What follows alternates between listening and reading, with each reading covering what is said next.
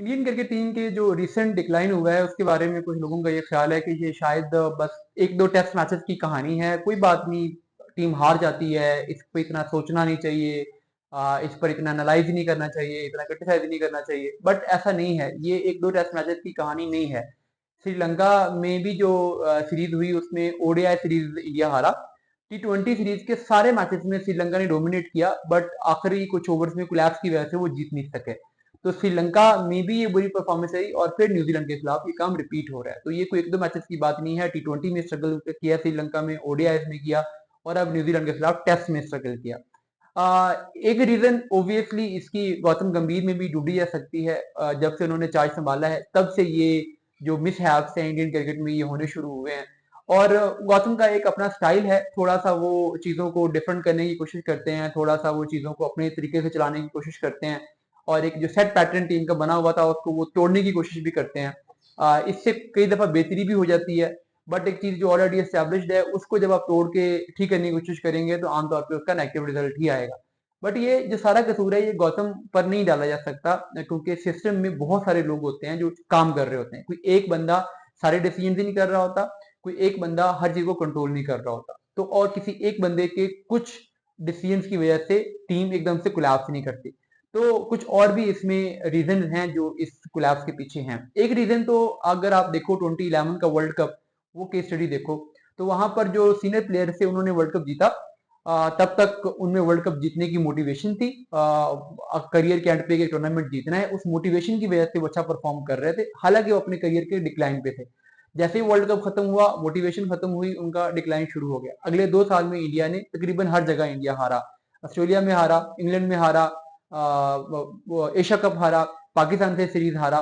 तो 2 साल के बाद जब उन सब प्लेयर्स को, सहवाग को, सचिन को, गंभीर को, हरभजन को, इन प्लेयर्स को साइड पे करके नई टीम बनाई गई, फिर 2013 में इंडिया ने चैंपियंस ट्रॉफी जीत ली और वहां से दोबारा से इंडियन क्रिकेट टीम का एक अच्छा दौर शुरू हो गया। तो ये चीज है, अब एग्जैक्टली उसी फेज से ये इंडियन टीम गुजर रही है। रोहित शर्मा, विराट कोहली, उनके साथ रविंद्र जडेजा, अश्विन, के राहुल, ये प्लेयर्स वो हैं जो इस टाइम अपने करियर की पीक गुजार चुके हैं, और अब इनके आगे जो भी इनका करियर है वो इन्होंने नीचे की तरफ जाना है। आप इनसे ये एक्सपेक्टेशन नहीं लगा सकते कि ये ऊपर जाएंगे, क्योंकि ना अब वो फिटनेस रही है, ना वो एज रही है, ना वो फॉर्म रही है, टाइम पूरा हो गया है। अब आखिरी जो एक चिराग की कुछ हिचकियां होती हैं वो गुजर रही हैं। अब अगर आप इनको 6 महीने चलाएं, साल चलाएं, 2 साल चलाएं, इन्होंने आपको लेट डाउन करना है। तो आप अगर हारना बर्दाश्त करते हैं इन लेजेंड्स को खिलाने के लिए, इनको ड्रॉप करने की ताकत नहीं है आप में, आप इसके बदले में कहते हो कि हारते रहो बट इनको ड्रॉप नहीं करना, तो जब भी आप इनको ड्रॉप करोगे तो आपने जीतना है। तो आपको ये कड़वा खून पीना पड़ना है। ये आप 1 महीने बाद पी लो, 6 महीने बाद पी लो, या 1 साल बाद पी लो। इन प्लेयर्स के साथ आप ऑस्ट्रेलिया में बॉर्डर गावस्कर ट्रॉफी नहीं जीत सकेंगे इन सीनियर प्लेयर्स के साथ।